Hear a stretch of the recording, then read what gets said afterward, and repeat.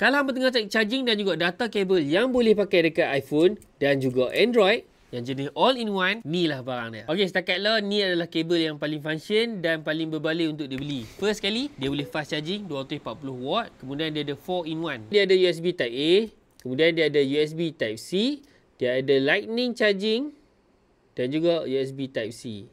So dia ada 4 pilihan. So daripada USB Type A, dia boleh pergi USB Type C dan juga Lightning port. Kemudian dia boleh pergi daripada USB Type C dan juga USB Type C dan juga Lightning port. Ni memang cable of the year. So kabel dia tak panjang, tapi yang bagus dia kalau hangpa tengok kat sini.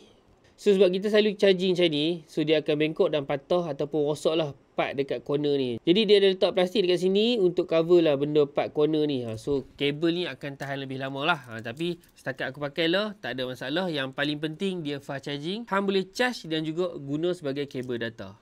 So hangpa tengok harga memang berbaloi sebab RM RM8 saja aku dapat. Hangpa boleh tengok beg kuning dekat bawah. Sampai situ saja ni. Ciao.